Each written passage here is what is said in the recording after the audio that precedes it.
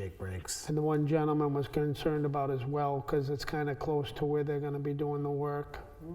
The one on the corner of Amesbury and 108, yeah. But I mean, it's such an improvement compared, like, And then actually, oh, absolutely. Mike Pravero brought up about putting a light so that the intersection was lit, well lit at night. Thank you. Mr. Chairman, there's no NPREA tonight. Oh, there's no, okay, thank you, Jim. Thank you, Dan. And you have an alternate here if you need her. We are good. We have Mr. Piper, myself, Mr. Lavoy, and Mr. Marchand in person, and Ms. White and Ms. Collier on Zoom. So we are a full house.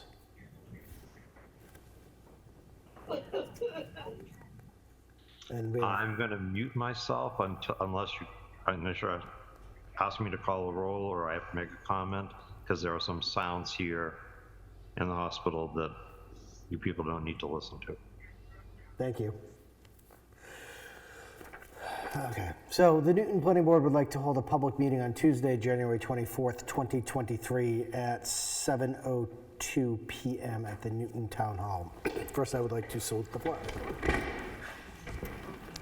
I pledge allegiance Allegiance to the flag of the United States of America and to the republic for which it stands, one nation, under God, indivisible, with liberty and justice for all.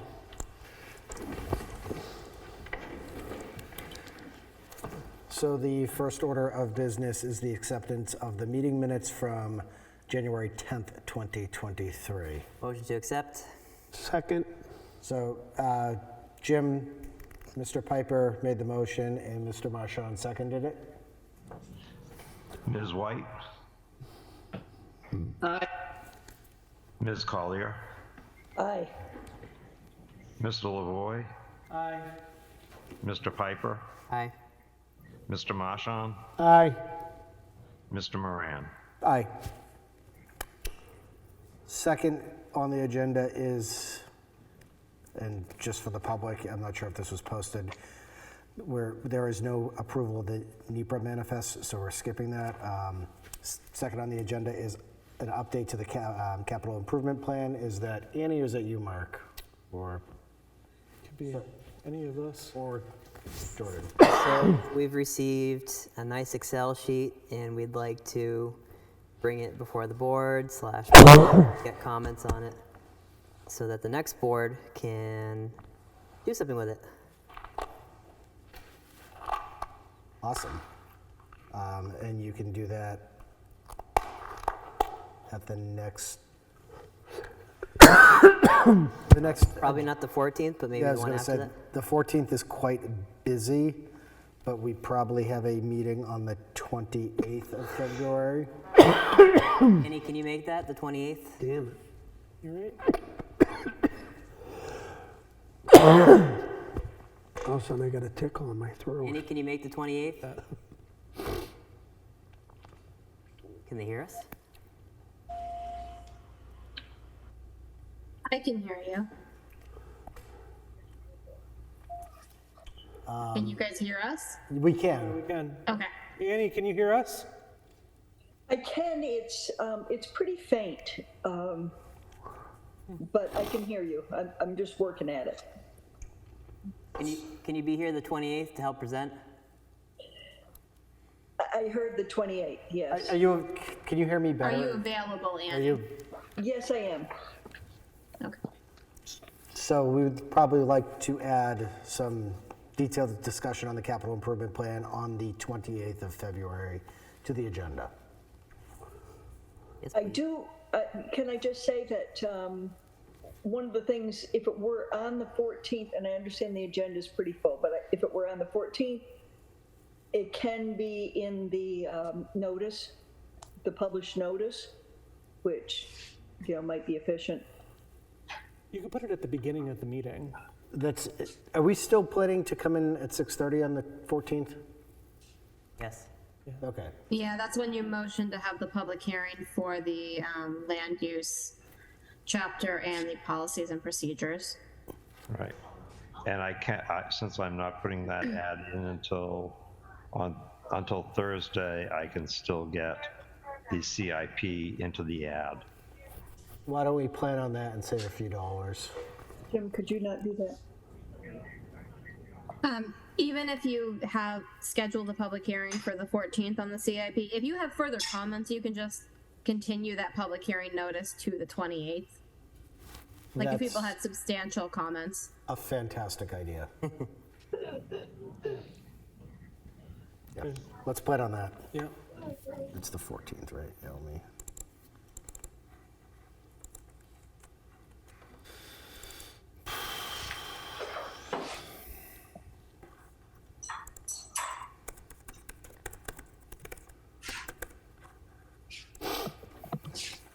Gonna put it in there and forget. Wish I could be there. And you're not going to be here. This is your last meeting. My last meeting. Yeah. And then, Jen, the floor is yours. Right, you know. Updated on the I'm gonna cry too. housing grants. Okay, hold on one second. Let me just get my screen shared. You all should have gotten a copy of this full document in your email earlier today, or you may have gotten it twice.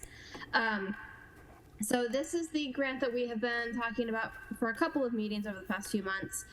That is through the Invest New Hampshire grants. That is helping towns to provide grant funds to do policy and planning work. And there are 3 different phases that you can apply for.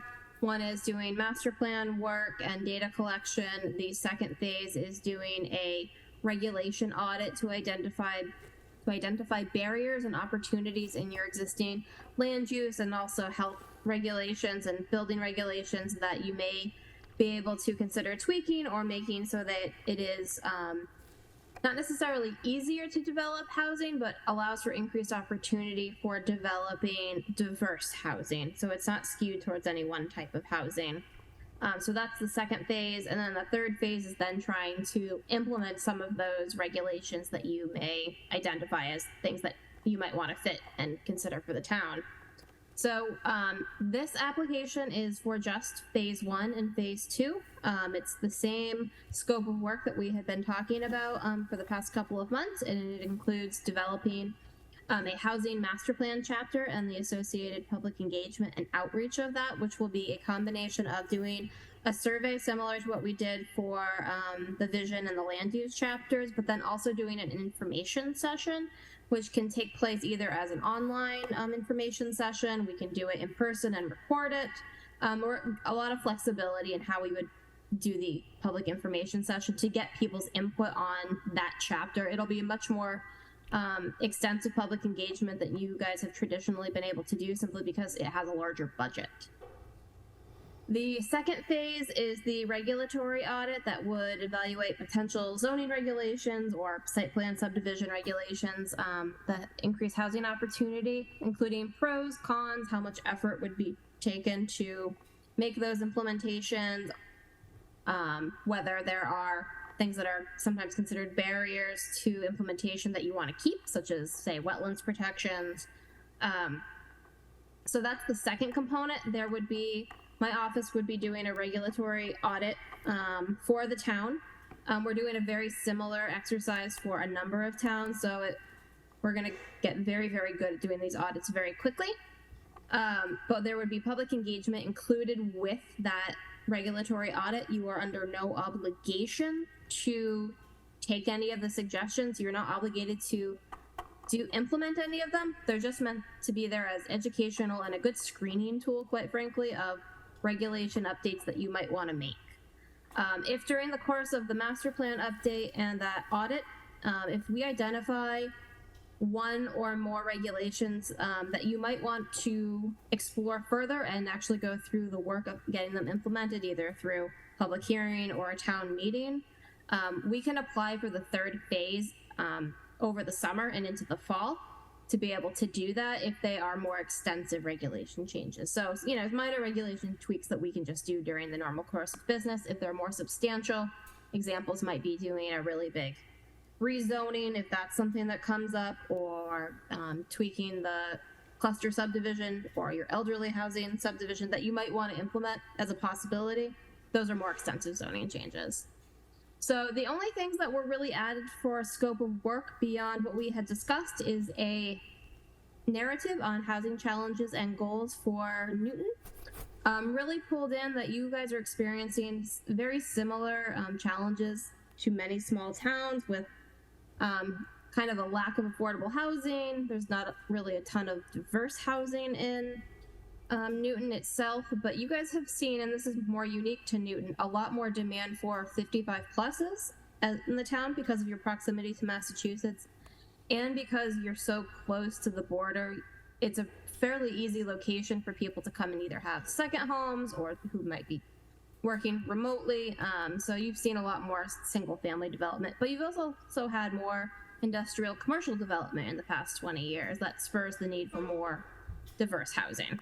So really just in justification, pulling in that in your current vision chapter, you have this very specific statement in here, and it's a very strong statement for doing this work, that one of the goals is to preserve our rural character, our natural and historical cultural resources while providing municipal and commercial services, recreational facilities, and housing options that support the needs of the community in a fiscally, socially, and environmentally sustainable manner.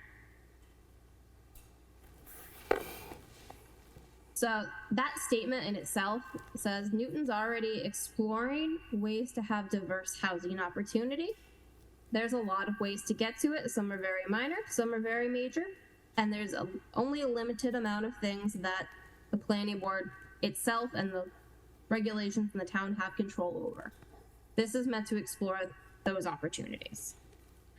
So logistically, the way this works is that I can submit the application for you this week. I would need a motion from the planning board, and to be able to have Dennis sign the application, I need to get a small piece of information for identification for the town to be able to accept the grant funds, but there is no grant fund match requirement on the town, so it is 100% funded through this grant. The town does not have to contribute any cash.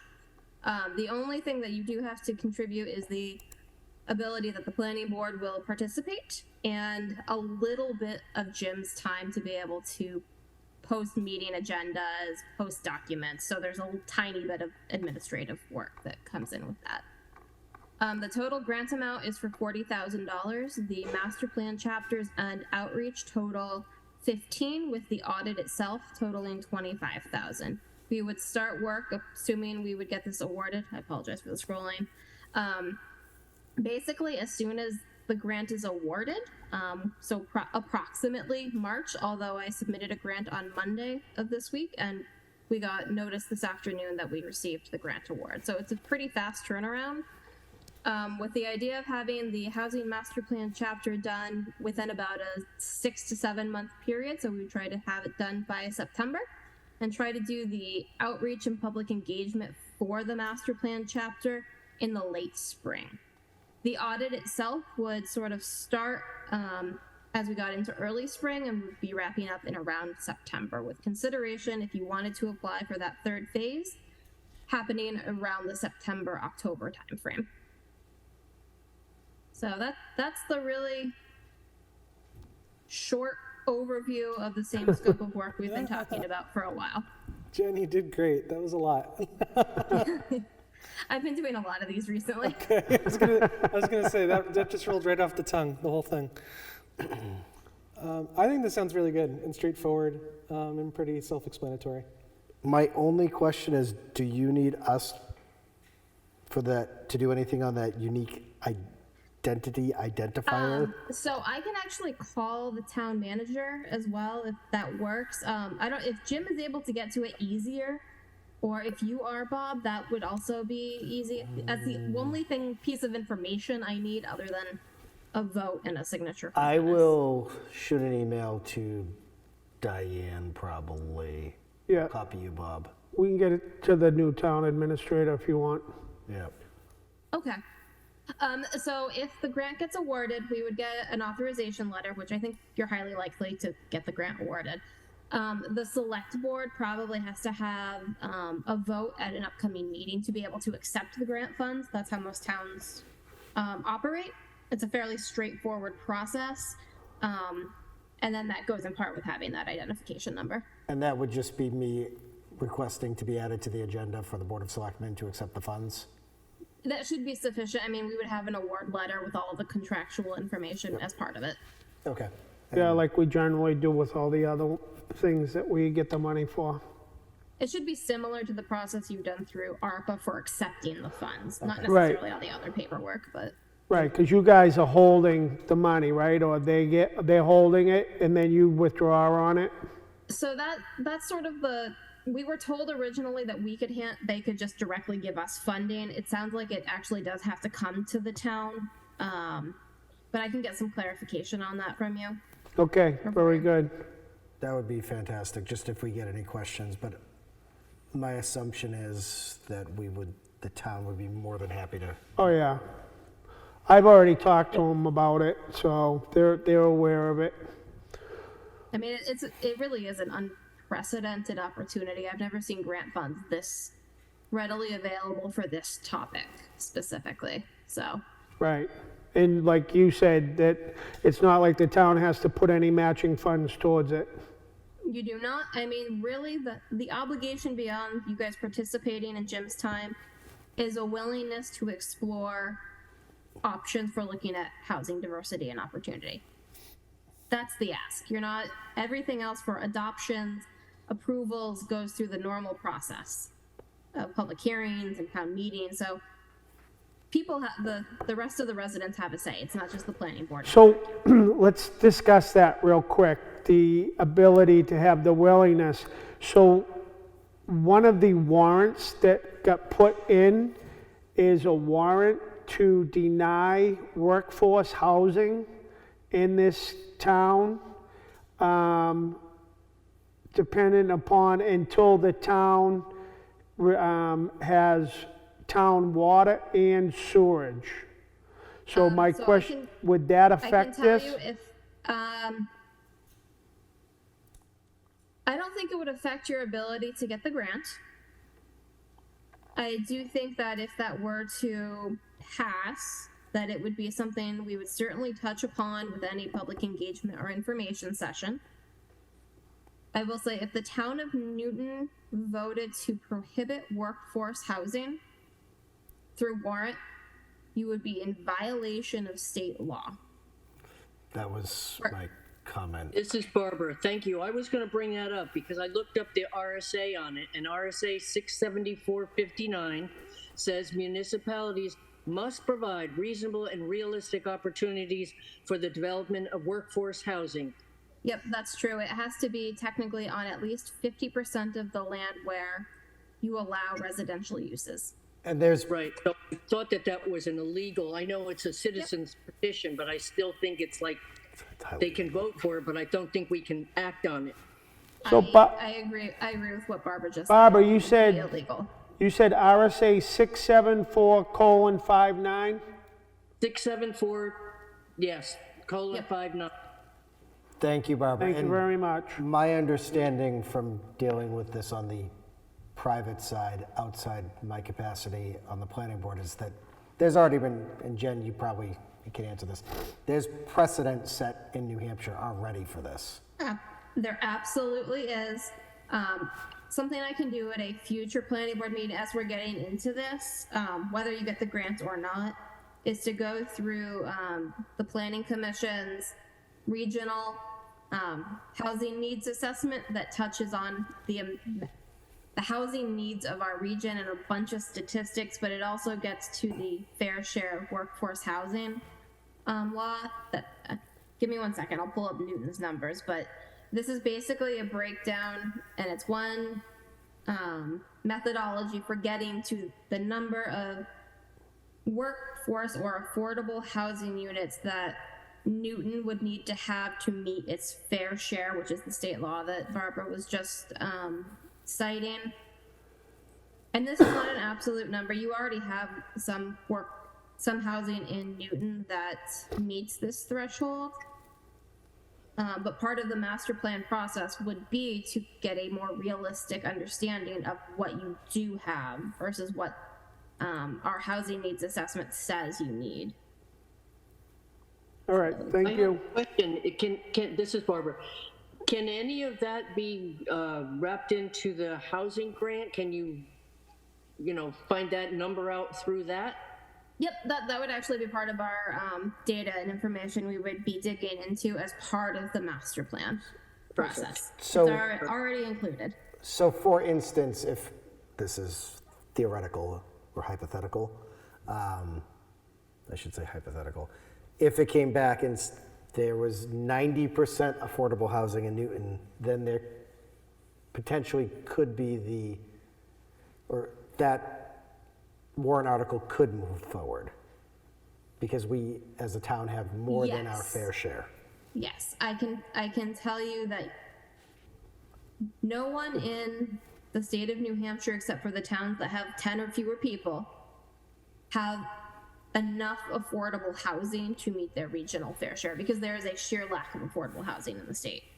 Our regional assessment, I just pulled up the number, says that Newton by 2025 should have at least 106 more units than it statistically likely has of affordable housing. So affordable housing can mean accessory dwelling units. It can be workforce housing developments where 20% of the apartments or condos are below a certain income threshold or rent threshold. There can be a lot of things that are counted as affordable housing. And I think you summarized that fairly well 3 months ago when we were discussing this, that workforce housing or affordable housing is not what a majority of the people understand it to be. Correct. In the Portsmouth, Boston regional area, to be able to afford the median home price, which is a little over $500,000, I think it's $527,000, you have to have an income of $101,000 to be able to afford that house and have it be considered affordable, and meaning that 30% of your income is going towards housing and taxes. So those are the numbers we're talking about. And for rental for a 2-bedroom, it's about $1,900 for a 3-person household. Okay. All right, thank you. Just to put some numbers to the affordability. This is Barbara. I have a question. Maybe one of the things that the board wants to think about in this coming year to help get that number up a little is we talked one time about whether we're going to allow detached accessory dwelling units. And so if we revisit that and change that, that may help that number go up a little. Yeah, I will say, Barb, but there are many opportunities, and accessory dwellings as detached, or in some places allowing 2 accessory dwellings, is certainly a way to chip away at that number. You're not going to have one magic bullet, but there are opportunities to take small bites out of that without really impacting the feeling of Newton, the characteristics that people like about Newton. Allowing an accessory dwelling in a detached historical barn really, doesn't impact people as long as there's adequate septic and parking. So it certainly can take a bite out of the apple. It's probably happening anyways. Yeah, seriously. People would be like, oh yeah, no, we can count it. Okay.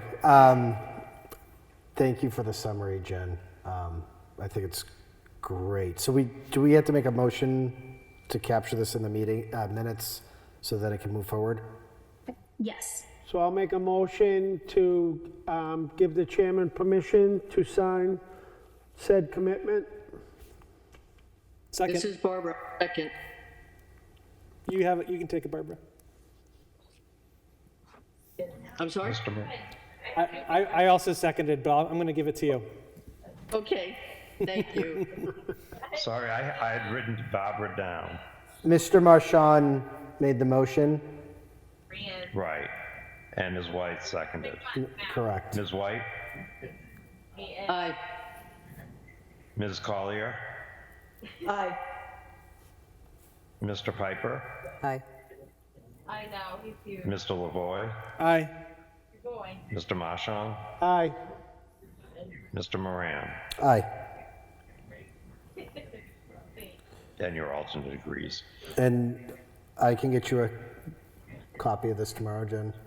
Yeah, that would be fine. I can, a scanned copy for my purposes is perfectly fine. I'll just Okay. need to get the identification number.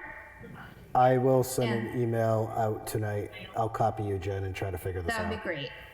And the only other thing, and this is actually more for Jim, is I do need a copy of the minutes to be able to attach, even if they are just of the motion. They'll be done by probably Friday or Saturday. I need to submit this by Friday. So if I can then have they- just Then the they will be notes done of this, by Thursday. if I can have the notes of just this part of it, that's perfectly fine. Yeah, I mean, these are very simple minutes compared to 57 pages of ZBA minutes. Okay.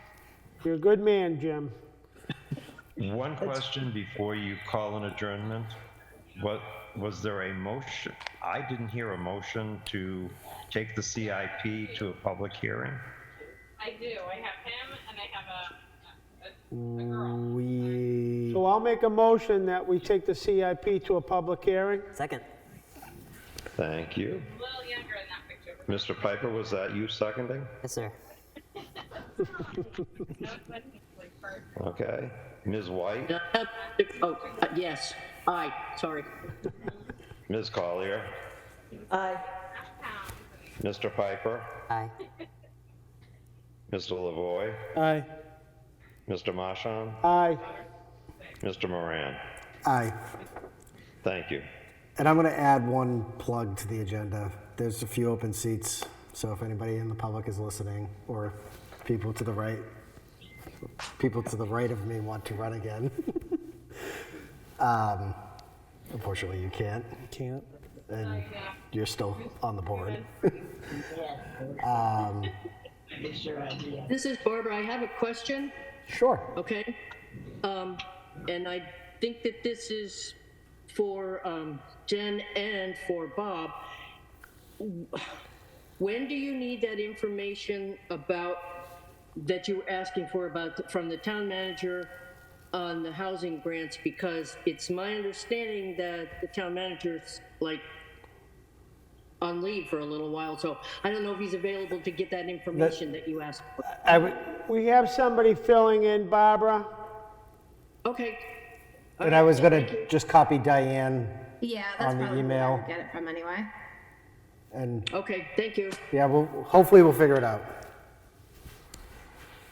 And on that, I think that is, And I would like to say one thing before we adjourn.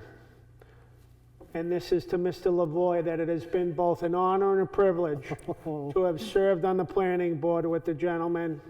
And I want to thank him for all his hard work and all his dedication that he's done for the board and for the CIP. I second that. Well, thank you guys. You too. Here, here. I'm gonna miss you all.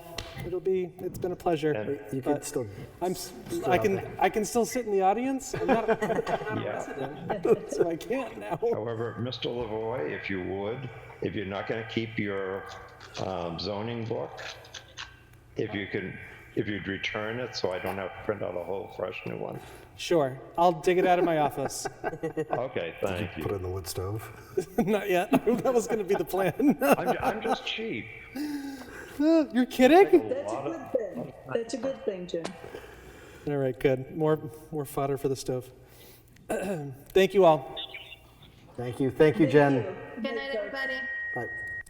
Good night. Good night.